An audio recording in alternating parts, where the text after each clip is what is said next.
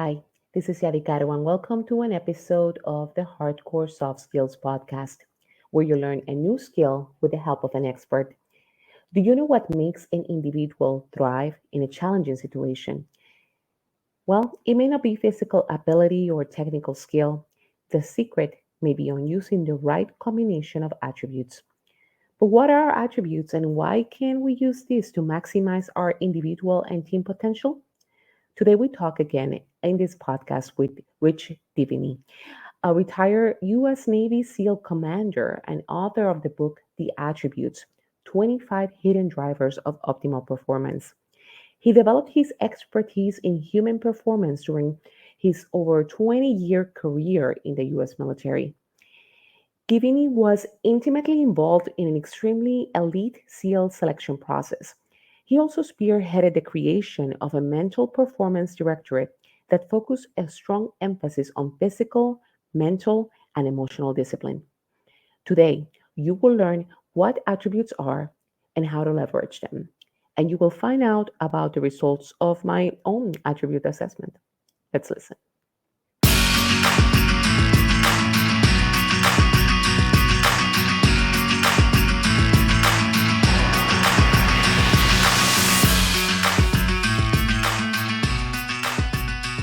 Awesome. Thank you so much, Rich, for being here on the podcast again. How are you? Great. Thank you for having me. It's a pleasure to be here. And it's very exciting to talk with you because I read the book, of course, and I read it a couple of years ago and started reviewing it again as well because it's all about attributes and how we can use them to advance, you know, build better teams and also advance ourselves. And I did the assessment as well. So I will tell you about it so you can tell me about it and see what the results mean. But first of all, I want the audience to know more about you and your career in the military. So, like you being, you were a Navy SEAL, and I want to understand a little bit more about what drove you to a military career and how it was. Yeah, well, I grew up wanting to be a military jet pilot. I wanted to be a Navy pilot. And my brother was the same way. I have a twin brother, and we both were kind of bent on that.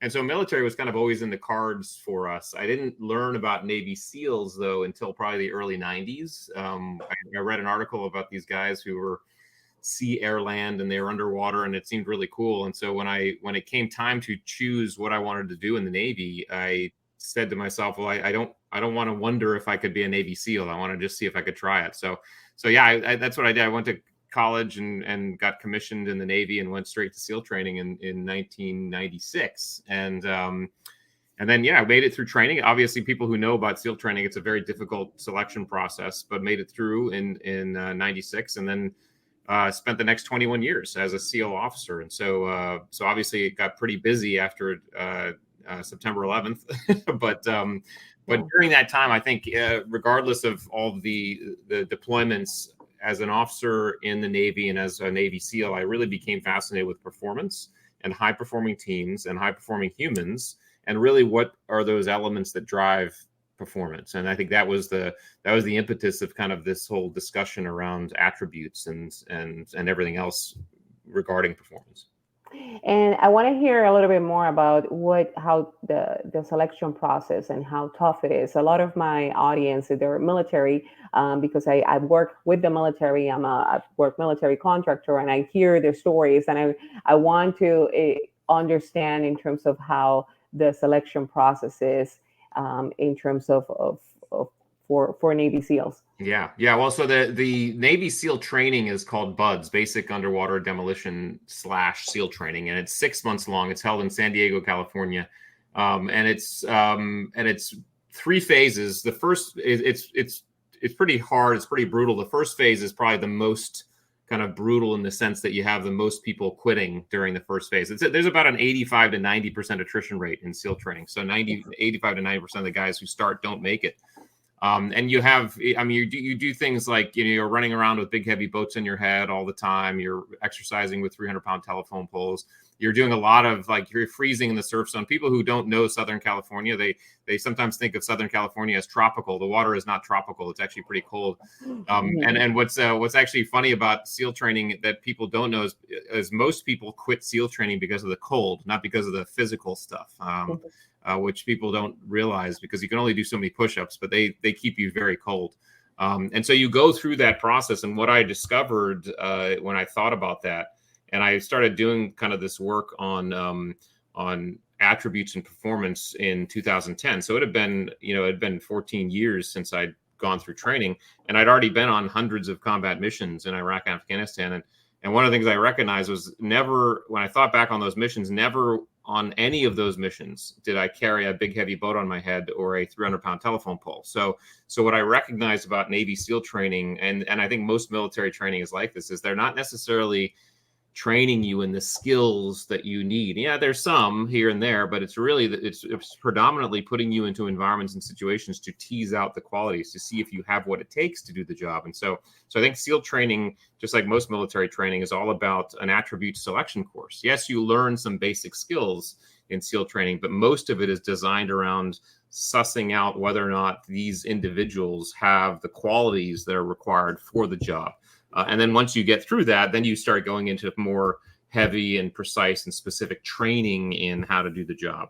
But I went through it in 6 months. It was tough. My class started with 170 people, and we graduated 38. So that was roughly the congruent with the numbers. Wow. Before I delve more into the attributes part, because you kind of brush like, oh, I've been in, I don't know how many missions, deployments. So how many deployments have you been in throughout the military career? I think if my count is correct, I think roughly 7 to Iraq and 5 to Afghanistan, and then 3 or 4 to different places around the world. Yeah, so a lot. Yeah, wow. Yeah. And even during that and doing the training as well. So what were the characteristics that they made those folks go ahead and make it, aside from resisting the cold? So. Yeah, I know it's a great question. And honestly, if I had I'm not gonna shirk the question. But I will say, if I had the secret formula, I would have given it already to the training center, and they could have seen that. So we don't have the actual secret formula. However, I do think there are certainly some attributes that are required. One is perseverance, and that's just the ability to keep on getting knocked down and keep on getting up after getting knocked down. So that's the grit attributes. Courage, adaptability. I think from a mental acuity standpoint, compartmentalization is extremely important. It's probably one of the most important attributes required for that job and to make it through training, because what compartmentalization is your ability, or someone's ability, to just focus in on one thing in the moment and block out everything else. And the idea of going through that type of training, but even in combat, is you can't get overwhelmed by the enormity of the task, the pain, all this stuff that's going on. You need to just focus on one thing at a time and take it step by step. And so I think that's an enormously important attribute as well. I think cunning is an attribute most Navy SEALs have. I think situational awareness is an attribute most Navy SEALs have. So there are a couple in there that I think most Navy SEALs do have and are required for that type of training. And let's get into the attributes in terms of you establish in your book the distinction between skill and an attribute. And here in the podcast, I talk a lot about, skills or soft skills, like things that you can develop. But what's the difference of that and an attribute? Yeah, simply put, skills are not inherent to our nature. So in other words, we're not born with the ability to ride a bike or throw a ball. Skills direct our performance in known and specific environments. So here's how and when to ride a bike or throw a ball. And then skills are very easy to see, which means they're very easy to measure and assess. You can see how well anybody does any one of those things. You can put scores around them. You can put stats around skills. You can also put them on resumes, which is why we get often seduced by skills when we're hiring or picking teams. What skills don't tell us is how we're going to show up in stress, challenge, and uncertainty, because in an unknown environment, it's very difficult, if not impossible, to apply a known skill. And so this is when we lean on attributes. Attributes, on the other hand, are inherent to our nature. In other words, all of us are born with levels of patience, situation awareness, adaptability. Now, you can certainly develop these things over time and experience. However, you can see levels of this stuff in very small children. Anybody who has little kids or has dealt with little kids will agree with me when I say there are 1.5-year-olds who are patient and there are 1.5-year-olds who are impatient. Okay, so there's a nature nurture element to attribute. Attributes also don't direct our behavior. They inform our behavior. They tell us how we're going to show up to an environment. So for example, my son's levels of perseverance and resilience informed the way he showed up when he was learning the skill of riding a bike, and he was falling off a dozen times doing so. And then finally, because they're difficult to see, they're very difficult to measure and assess.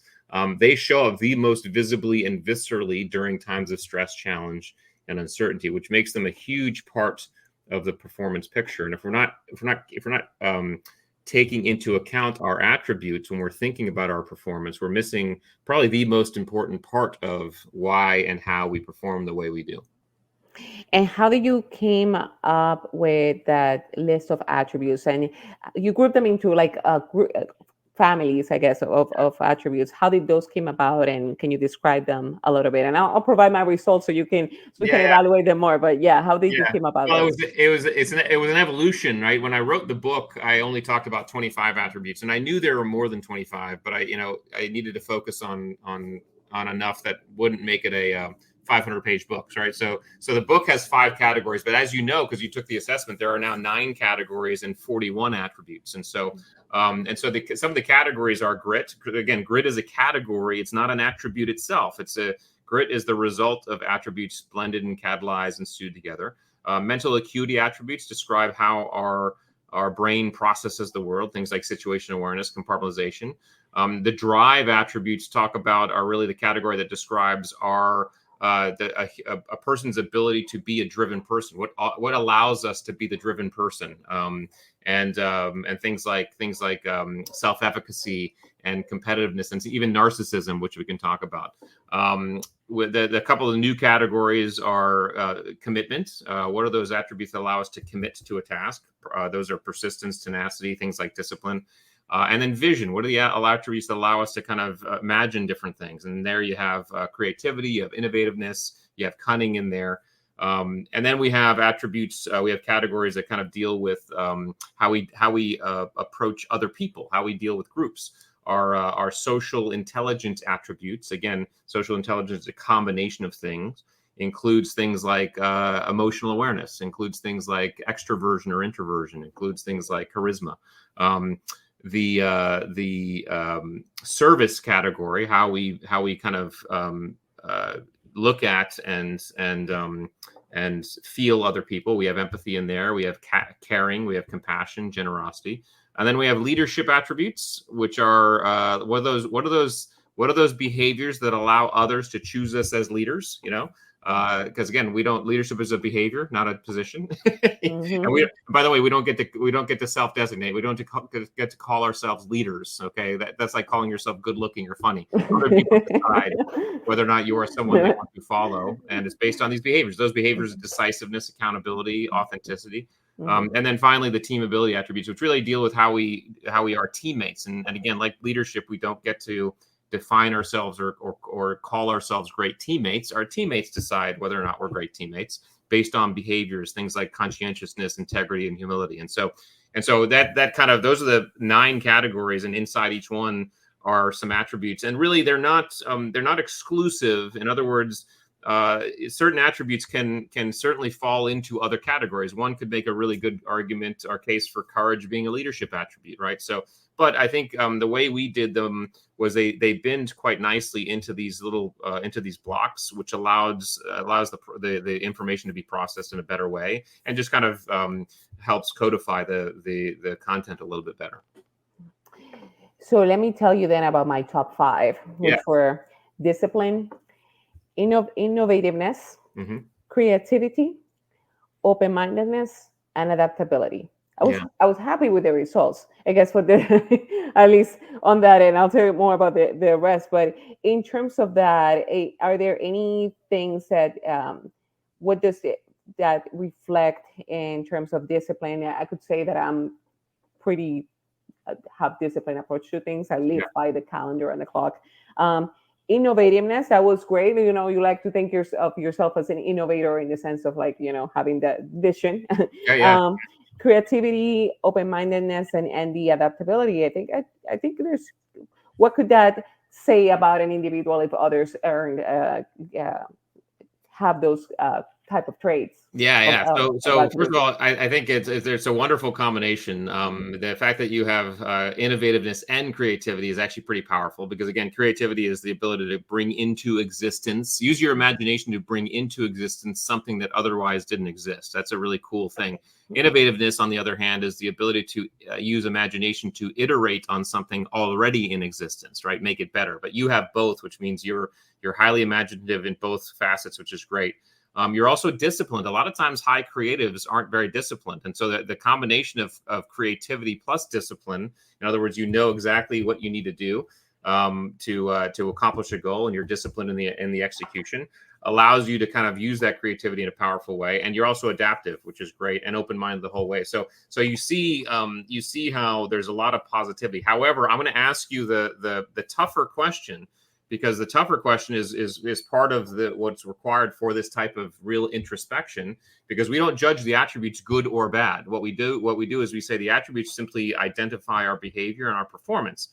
So if we don't judge them good and bad, we have to look at them from both angles. So the question I'll ask you is, how has having these top five been not in service to you? So we already talked about how they've been in service to you, but what are some ways having these top five might not serve you?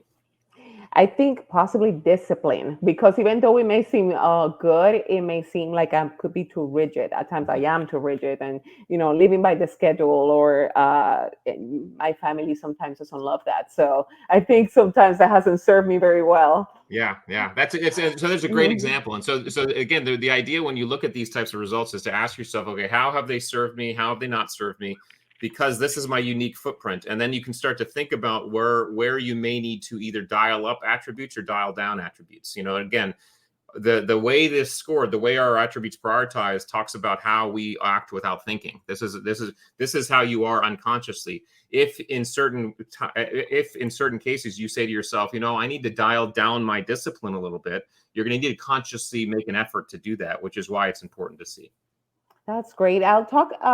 Let me mention the other top five, and then talk about the bottom five. But because one I was concerned about, which was, so I have number six, conscientiousness. Um, I have curiosity, caring. I think I put the notes here.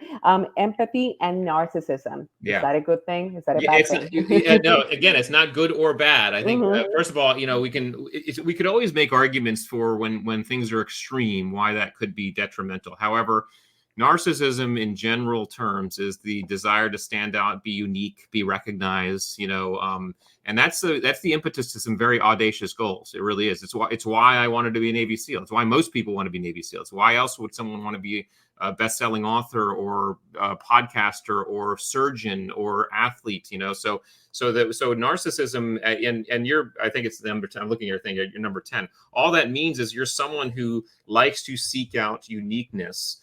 The good news, though, is you have empathy and compassion and caring in there. So you're balanced, and you're also curious, which means you're able to actually ask questions about your environment. It's not all about you. As you're kind of seeking to be unique, you're still open to new ideas and new perspectives, which is a really great balance. So for the audience, just so everybody knows, we all have narcissism, all of us. We just the levels manage. And I will say that those people who are off the scale, off the charts, like have the actual disorder, their scores wouldn't be accurate anyway, because they wouldn't answer, because as like a disordered narcissist, you don't. It's like a vampire staring in the mirror. You don't know that. So the fact that you're able to recognize that means you have a healthy level of narcissism, which you're metabolizing in a healthy way. Interesting, interesting. So now let's talk about the bottom five, and I'm curious to know if there's a way that it could, any of the attributes could be, tweaked as a person, or that I can practice, or anything I could do. So lowering patience, Mm-hmm. competitiveness, authenticity, this what was it, discernment, Discernment. and Yeah, yeah, extroversion. I yeah. could, so definitely I can agree with extroversion. I'm an introverted person regularly, so but patience and authenticity. Can you talk about those? Yeah, but first let's talk about how they serve you. Okay, Mm. your low patience allows you to move very quickly. You don't stop. You can make decisions quite quickly. Your low competitiveness means you're not necessarily looking to beat anybody. So here's a great idea: is that you're a little bit higher on narcissism and you're low on competitiveness, which means you like to stand out and be unique, but you don't need to beat someone to do it, right? So that's a positive. It really is. Authenticity, a lot of people think of low authenticity as a bad thing, but low authenticity, all that means is that you're able to go into different groups and be a chameleon in a way that allows you to relate to those groups very quickly, because you don't have to bring your this is me type thing, right? So it's actually a power. I've seen I've seen some leaders who are low on authenticity. It's because they can actually go into groups and they can chameleon very very effectively. So it's actually a really a good skill or a good attribute. And then discernment just means you're not necessarily a detail person, which means you can move faster because you don't necessarily worry about details. You can actually embark upon goals and objectives without worrying about details. What are some downsides? Well, some downsides you have to be aware of is our low patience sometimes means that you move too quickly. You actually need to take a breath. Need to happen now. Yeah. Yeah. Um, Yeah. a blind spot for low authenticity means that, hey, sometimes even though you're really good at being a chameleon in a group, sometimes that group might not know who the real you is. Now matched with your low extroversion, your introversion, you may not be compelled to show the real you, right? So again, none of these are good or bad. It's really just start to identify how they've served you, and then what are some ways that they might not serve you, and when do you need to say dial up your patience? There may be environments where you say, you know what, I just need to work to be a little bit more patient here, or maybe I need to work to be a little bit more discerning. I need to notice some more details. Okay, that's all we're saying when you look at these results. That's wonderful. So it's very interesting on the way of seeing things, that it's not, like a personality assessment of like, this is good, this is bad. It's kind of how we can work those for and identify how can we extrapolate and enhance those, or some just be conscious about certain things. For folks who are they want to go ahead, they want to fill the assessment, and if I'm a team manager and I have the team filling out the assessment for the attributes, Mm-hmm. how can they use those results? Are there any specific things that they should look for when it comes to creating a high performing team? Yes. So the what these results show us individually and as a team is who we are at our most raw when uncertainty and challenge strike. When things happen, now it shows us who we are in every day, but they are the most visible during these times of stress, challenge, and uncertainty. Which is, by the way, when the highest performing teams actually show up. Right. The difference between a regular team and a high performing team is a high performing team not only performs when things are going great, but also when things aren't going great. And so as a team, you want to understand who we are when things aren't going great. And as a manager or a leader, you can have you and your team take this assessment and you begin to understand everybody's unique qualities. Now, the cool thing is we can start to mesh this stuff like a zipper, right? So the highest performing teams, for example, have some patient people and some impatient people. My wife and I, we've been married 23 years. She's impatient and I'm patient. Okay. That's worked great for us because when patience has been required, I step up. When impatience is required, she steps up. Her impatience has prevented me from procrastinating on certain things, and my patience has prevented her from sometimes making decisions too quickly. So all of these attributes from a team standpoint, you can start to see, okay, how can we mesh them in a way that we can lean on each other and start operating more quickly and more efficiently. And that's some of the work we do with teams. We help them understand that about themselves and about their teams and show them ways they can actually mesh even more effectively. And it really is quite powerful. And so I think it's a gift that we all knew and gave and got when we went to SEAL training, because we just knew our attributes right away. We were immediately thrust into stress, challenge, and uncertainty. So we knew our most raw pretty fast. Yeah, that's wonderful to be able to use that and to create a team, and well, a high performing team specifically. And you mentioned about you and your wife. I'm curious, since you mentioned you had a twin brother, has he done the assessment, and That's are a you great, similar? he hasn't, and I have to uh, have him do it. Yeah, but that's a great question. I think I need to have him do it just to see how we match up. That'll be interesting. Awesome.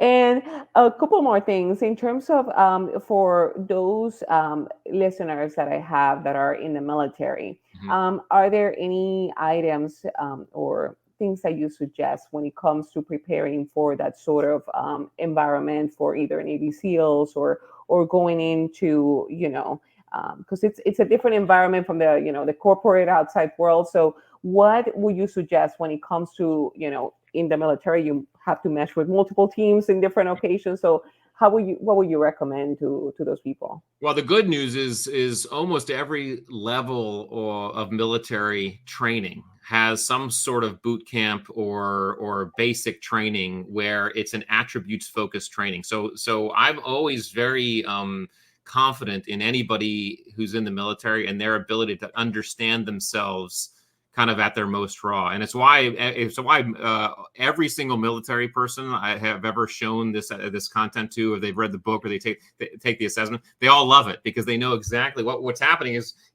we're describing what goes on during boot camp. That's what happens. So I would encourage them to just lean on what they know as they're in their military role. Now, that said, there's a lot of folks, I'm sure you have listeners who are in the military and getting out of the military. And now this transition can feel a little bit difficult. But what I would offer for anybody getting out of the military is that you are getting out of the military and you have a gift. You know your attributes, or at least you have a sense of your attributes. And the same attributes you have and have used and effectively used in the military can be used in the civilian world. The courage, which a lot of military folks have, right? The same courage it takes to be in the military is the same courage it takes to venture out into a new civilian life as well, right? It's going to feel uncomfortable, and you are good at stepping into your discomfort. So just, I would say, understand, try to, for all our military folks, try to understand what these attributes, what your unique footprint looks like or fingerprint looks like, and make sure you're capitalizing on that and doing the same thing you and I did. Ask how they serve, how they may not serve, and actualizing those both in the military and in transition as well. Wonderful, great advice. Thank you so much, Rich. And I've heard you on the Jocko Willing podcast that you mentioned that you're writing another book. Yes. In fact, I just went to print this week. It's called Masters of Uncertainty. It is a step-by-step guide for individuals and teams to become masters of uncertainty. It's how I always describe the Navy SEALs. We are individuals and teams that can drop into deeply complex environments and start figuring it out and perform.